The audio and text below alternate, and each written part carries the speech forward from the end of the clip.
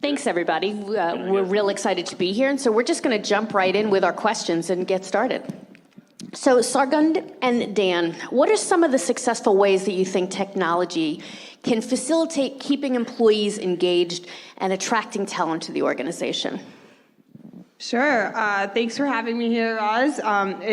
It's a really important question, especially as we come into a remote world, because you have a tendency of going really heavy into technology, and there's a balance to be found, especially now 2.5 years into COVID. One of the things that I often see when I'm talking to a lot of our customers is not understanding when that candidate engagement and retention begins and attracting talent begins. And it really starts with the first step of when candidates get to know about your company, when they apply. It starts right then versus when you've already hired them and they're at the company itself. So, for example, with Byteboard, we have a completely remote interview that's a project-based interview. It's very, very similar to what candidates would do on the job. And so a software like that has really attracted senior talent, because when companies are growing and they might not have trained engineers to interview, or they tend to lean on interviews that are pretty, like the whiteboard interviews, if anyone's familiar with that example, that was very, very in-person, come into a room, write an algorithm on a whiteboard. Now, there's a lot of companies that have tried to take that model remote, but a virtual whiteboard doesn't work well, right?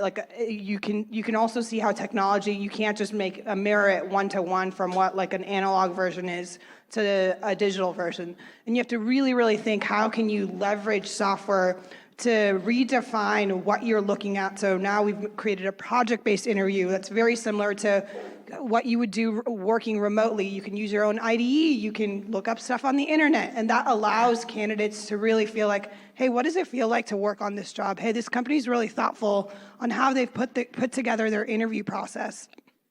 And then you bring the candidate through your process, and you can leverage technology in those spaces to make sure that you're communicating super well. Some of the companies that I've worked with that have really, really great candidate experiences have led to higher candidate retention, increased offer acceptance rates, which is really important, especially in this market and in previous markets as well, because they've organized Slack channels every time a candidate's entering their process to communicate across their teams. Hey, what did you notice in their skills? Hey, did you finish your interview? I'm going to hop into the channel, and just have that process worked really, really well through automation tools, through interview tools that they've configured really well. What about you, Dan? That was thorough. It was good. You got us going. I like it. I also can't see any of you because the lights are so bright, so apologies if I'm not making any eye contact, because I literally can't see your eyes. I think there's two sides to the original question. One was, how do you attract talent? And I think it's right, exactly what you said around, even basic things like don't have crappy interviewers, right? You're going to meet these people, and I think people sometimes think that, I'm going to do that Google thing where I ask them the question about the lily pads and aren't I going to be so smart? People hate that. You're just being a jerk. Don't do that. On the flip side of that, however, is retaining talent. I think over the past couple of years, a lot of the companies that have done really well have really done a good job of retaining talent. And of course, at LinkedIn, we have products for all of these things, and you should definitely go buy all of them. But we have spent, right, of course, yeah, there you go. I can't give you a deal, though.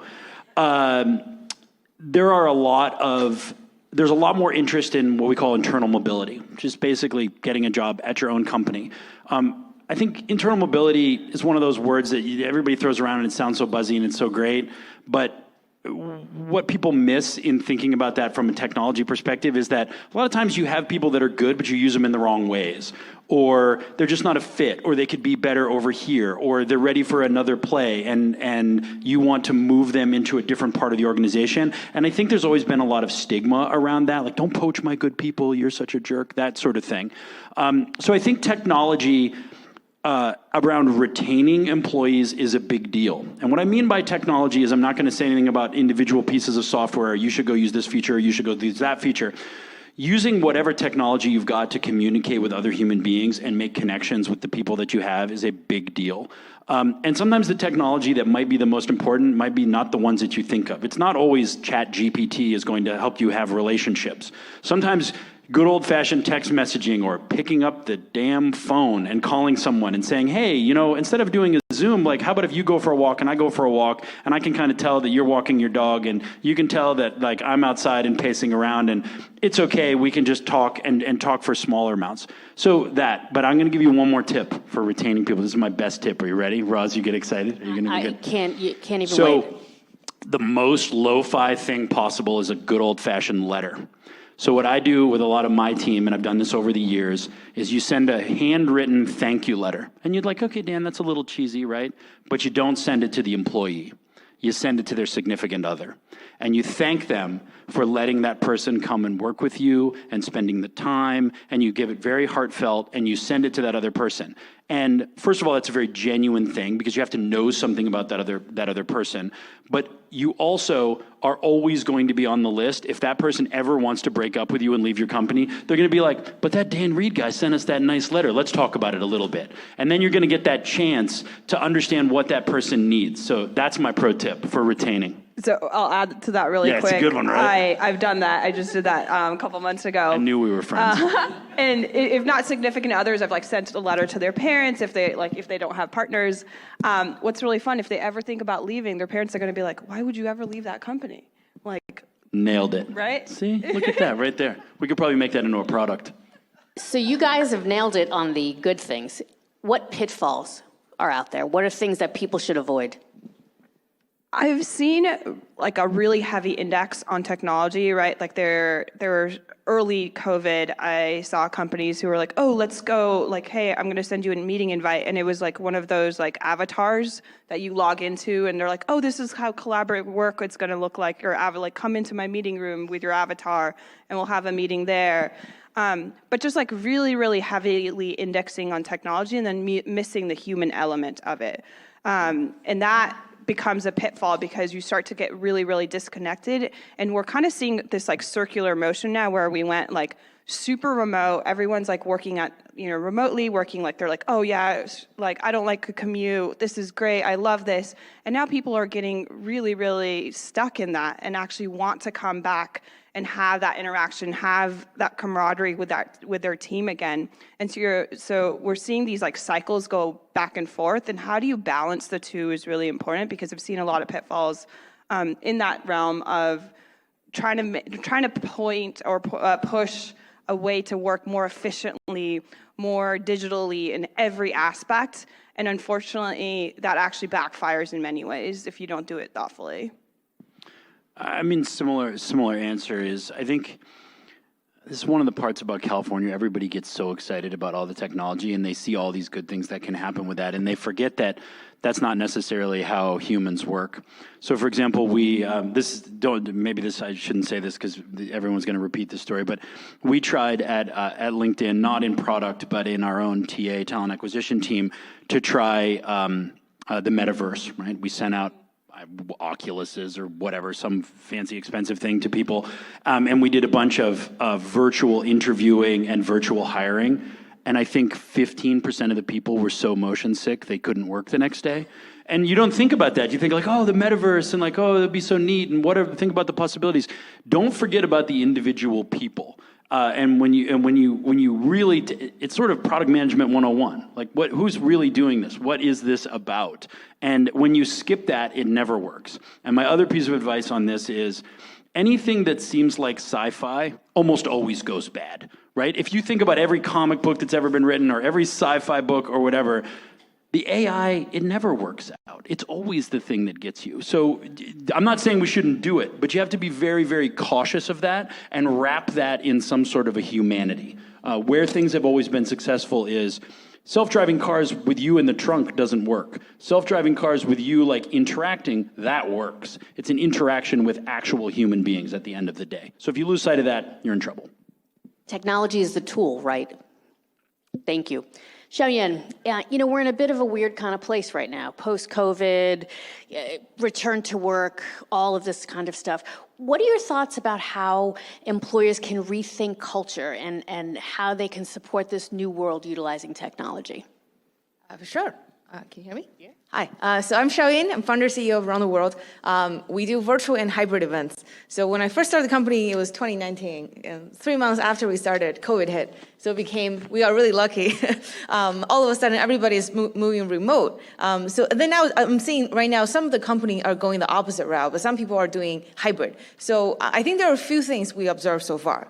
Number one is that there are some certain companies who just can't go back to the office. A lot of the companies, especially startups, they hire remotely, distributed from day one, and all their employees are in different cities. Just it's almost impossible to have like a hub, because it's really hard to find a hub where everybody lives there. So for those companies, they're really trying to figure out ways to continuously engage with employees at this climate. So that's one kind of company. The other type of company, you're seeing some interesting dynamic here, where some of the people can go back to office. Maybe they're in San Francisco or they're in New York. They have a hub there.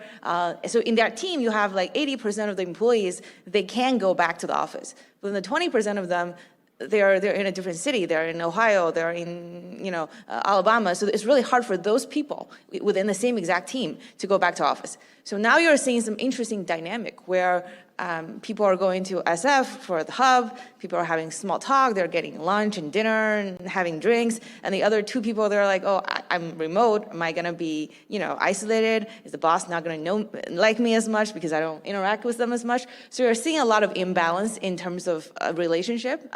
It's not necessarily that the boss is not fair, but people may worry that the boss may not be fair. So in that case, you kind of need some kind of engagement technologies to make sure everybody feels they're included, including those that are not living and working in the office every single day. Then we're also seeing some interesting personality differences. So did you know that when we first moved to remote, everybody's at home, actually it turns out to benefit the introvert more. So the people who are more likely to be introvert, it's okay. They don't need the small talk. They don't need to be funny. They can just, get back to work. And they feel like they can do the same. But now everybody has to go back to the office. So you have the introverts now feeling worried a little bit. Am I being funny? Am I being confident enough? Am I showing enough visibility? And those are the things that they don't need to think about in the past 2 years. Now you have to think about it. So we are seeing the introvert seem to suffer quite a little bit, and you kind of need to figure out ways to really engage the introvert, which is not something we have to do. So that's one thing. The other thing is also about the parents. Parents sometimes need to leave work early to pick up their kids. Before, that's not a big deal. No one knows that you're leaving the office. Now they do know, and they're worried. Are you working hard as well? Or have you been slacking off in the past 2 years? Now you're bringing that habit to the office. So there's a lot of those kind of dynamic as well. So those are some of the things we observe related to personality, related to lifestyle, related to the imbalance of relationship and the perception inside the office. So what we have to do with technology is to really think about, number one, how do we set the right cadence and making sure everybody understand what is expected to them in this new world from a culture standpoint? Do you expect the employees to be in the office until 6 p.m. and is it a competition to see who works harder, or there's something else that's going on that you really care about? So the leaders kind of have to make it really clear what are the things they really care about, and saying, hey, it's okay if you leave early as long as you can be responsive within whatever many hours. So that's one thing. The other thing is more about what are the things you can do to make sure no matter if that person is in office, be the only loner outside the office, or if that person is one of the, one of each other in San Francisco, you have the different engagement technique. So for example, one company that we're seeing, they have hubs in San Francisco and New York, but they also have a bunch of employees fully distributed. So what they're doing is they have like a regular happy hour inside the office to make sure people in San Francisco and New York can hang out and build relationships. They also make sure that there is some kind of virtual gaming thing that the people in Ohio and Alabama can join as well. So that's within the same team. And then they have offsite to really kind of make everybody travel to a remote location that is fair for everybody, so that they can really hang out, travel, mingle. And that typically happen once every quarter or sometimes once every 6 months. So the company is really engaging in multiple ways, from regular happy hours, monthly cadence in the office, to maybe monthly virtual gaming for the entire team to hang out, to every quarter or every 6 months they have an offsite where everybody flies in. So and they also made it really clear to everybody that that is the kind of culture they're trying to accommodate, which is that it doesn't matter if you're in the office or if you're the only person working at home, you're included. So those are some of the things we're seeing that is really a mixture of different engagement technologies. Great, thank you. It sounds like being intentional and And practicing it is an incredibly important piece. Thank you so much. Carolyn, talk to us a little bit about what other things employers should have in place that would attract and retain talent. Yeah, so something besides the pure technology advances that we're seeing here at Deal, quick reminder, we're doing payroll and compliance for global teams. It is way more sexy than it sounds, I promise. It's a fantastic mission. And what we're seeing with our over 10,000 clients is that there is a true shift towards a more global mindset of employers. So many companies are moving towards this global approach in their hiring strategy. And that's something that we utilized at Deal from the get-go. So most companies, especially in the current market, I don't need to tell you about that, are going that route to optimize costs. However, that's not the only reason. There's fantastic talent. You know, we're talking a lot about San Francisco and New York. There's fantastic talent outside of these hubs, and it would be such a waste not to tap into those. So for example, like here at Deal, a lot of our engineering people are based in Europe and Israel, so that's something that we're doing. And we think that people's qualification and not location should determine the job opportunity. So additionally to that, what we always recommend, what we're doing ourselves and what we recommend our clients have in place is a very attractive benefits package. And not only having that, but also communicating that really, really clearly to your employees. Perks, for example, that we provide to our global workforce that help us greatly attract the best talent and also retain them. A couple are equity. Here it is very, very important that you really, really make sure that your people understand the importance and the significance of equity, because something that we learned in, we have, at this point, we have over 2,000 people in over 100 countries. The equity grants are not super, super common in a lot of countries. So when we first started giving these equity grants to our employees, they were like, wait, does this matter? Like, what does this mean? So really, really, really explain, and it means a lot. We all know that, but in a lot of countries, like I said, it's not super common. So really explaining that. Another big perk, of course, that we're giving is workplace flexibility. We think the world of work has changed forever. COVID didn't create this, but it accelerated it for sure. And people want more flexibility. They want more mobility, but HR oftentimes hasn't caught up yet. And so companies need to embrace that workplace flexibility. That's something that we're doing. That's one of our perks. Another big perk is, of course, healthcare. Very, very big topic here in the US. Very important to understand if you have a global workforce, like how does health insurance work in Brazil? How good is public health insurance in Great Britain? Like, do my people need private health insurance? Really understanding that. And that's something we can also help you guys to figure out. I saw that LinkedIn plug, so I feel like I want to plug that. So another thing, just quickly going through these, 401k, what's the equivalent in a different country?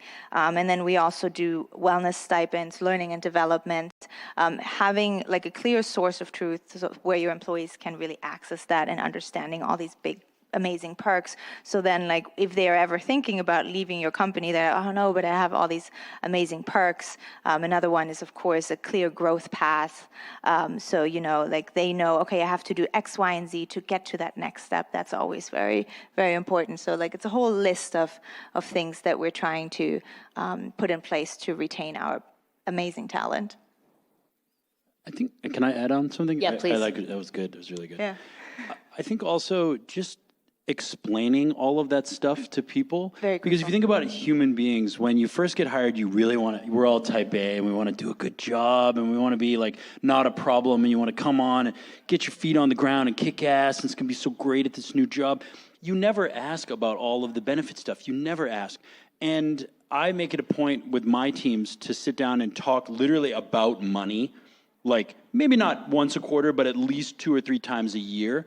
And you would be amazed at how many people, the relief just like washes out of it. Like, oh my God, I'm so glad that we get to talk about this. I think at times in my life, I didn't have any problems that couldn't have been solved by $10,000. right? Like when I was living alone and I didn't really have very much money, the difference between me like having a good apartment and like having 12 roommates was like $10,000. And as you get going, you start to forget about that sort of thing, you know, as you're more fortunate and things like that. And just talking about where are you in your life as an employee? Where are you? Would you care more about a spot bonus than a raise? Would you care more about equity? Did you just buy a house? Like just talking about what it is that people need and those benefits is like a great thing. So I really like what you said. Yeah, and especially, you know, and I mentioned it, the equity piece, it's really, you know, eye-opening for a lot of people. You know, we in Silicon Valley, we take it so for granted. You get equity, and then everybody, you know, kind of knows what it is, but not really. So like really going deep, we do like sessions with new hires to like really explain this, do the math. Okay, if you take this amount of money, it could be this, you know, really walking them through it. And that's really, really helpful. I'm just going to add to that for a second. You know, what it comes down to is managers and leaders knowing their teams and knowing what engages people and motivates them. And there are different ways technology can help facilitate that. But ultimately, it is about that relationship and how do you create that relationship and what do you do in order to be able to support that relationship. Knowing that a spot bonus versus equity versus more professional development is a really important factor to know when you're trying to motivate your people to stay or to bring them onto an organization. But technology has to feed that too. If you don't know what the industry is getting paid when somebody comes and says, my friend works at, you know, insert hot new startup and they got this, well, how come I don't get that? If you don't understand what the market is, you don't have much of an answer for that. So there's a lot of technology that helps you understand like what the market is, that sort of thing as well. Great point. Okay, so question for everybody on the panel. So the dynamics in the market are changing, right? Post-COVID, we had a whole bunch of positions out there, people needed to be filled, and now we're sort of seeing a pullback of some of those, particularly in technology. So what suggestions do you have for either maintaining engagement within your organizations or bringing people into the organization and engaging them? I can start. I kind of like to say like transparency doesn't cost anything. And right now, especially when you're, you know, everyone's cost cutting, like that's in your kind of recession proofing your business. Been very upfront with the team, right? Like this is how much runway we have. These are the things that we need to do super, super well and execute on to be successful. And I've gotten such a strong response from the team of like, hey, I understand where we're headed. I understand I'm not like sitting in fear, like my job's on the line today or tomorrow. Like I just know what I need to do to make sure that we're around, we're successful, and what you need to see from me. And to be honest, I was a little scared to share that with the team before. I was like, do we share runway with the team? Should I share how much we have in the bank? Should I share like what my concerns are? Should I be showing up weak, quote unquote, in front of my team? But being able to share with them exactly what's concerning me, what are things that I think are like existential threats to our business, and like how am I thinking through those? What's the plan that we have in place? And being very upfront, especially in this time of like a lot of changes, a lot of market dynamics going up and down. Every day there's a layoff announcement. That really, really helped our team feel like kind of come back together and feel really united for what's ahead for us. I think if I can add on to that, I think the security aspect is really important, especially for us, because like I said, huge team, 2,000 people in 100 countries, you know, and I have like every day a colleague from a different like location ask me, ooh, it looks really bad in the US. Like what is happening? Like 11,000 people laid off here. This is happening there. So for us as an organization, it's also really crucial to make them feel secure, to like, for example, our all hands, we make sure that we have multiple whether it's a town hall or an all-hands meeting, we have multiple time slots. So also not only the North American team can participate, but also, you know, a different time slot for our APAC team to make them feel secure, to make them feel included. And we foster, especially right now in this uncertain environment, we foster our teams getting together in wherever there are hubs of more people. We are 100% remote. We are not only remote first, we are remote only kind of, but people still, we're fostering that people still get together and enjoy and connect them with each other in person. So that's something that's really important. But yeah, I think security is, and that knowledge is crucial in these times. I think the transparency thing is key. I keep going back to human nature. I feel like all my answers are like, well, if you think about how humans work, but I'm going to do it one more time. The thing that people I think like the least is when things happen to them, when they feel like things happen to them, and you sort of have that feeling where you shake your fist at the sky and you're like, why did this bad thing happen to me? The more transparency and the more education you can give about what's happening, people start thinking less about what might happen or what are all the bad things that could happen to them, and more about how they're involved in making good things happen. And it's not like you're just a passenger on some boat that is a company. You're part of this, right? Like, let me explain how margins work. Like people are like, oh, okay. So I think that transparency and taking it away from, oh my God, this thing might happen. Nobody wants to be broken up with. So if they think they're going to get broken up with, they're going to break up with you first, which may be totally unreasonable because you weren't going to. So transparency, I underline that. I like that. I think in addition to the employees themselves, sometimes I realize their family may also be impacted. Their husband is laid off, where now they have trouble because they don't even know they can afford their mortgage. So it's more than just the employees himself or herself. It's more about having some one-on-one, really understanding the situation there. Or sometimes it's their investment they put in stocks now tanks. So they're worried about their lives. So I think in addition to the particular employee you're talking about, is also the overall picture. Sometimes I try to be more personal and just kind of have some casual chat on the situation, because we all kind of suffer from the stock. I think everybody's here, hopefully, all have some similar experiences. So it's more about showing care and showing that we're together. Yeah.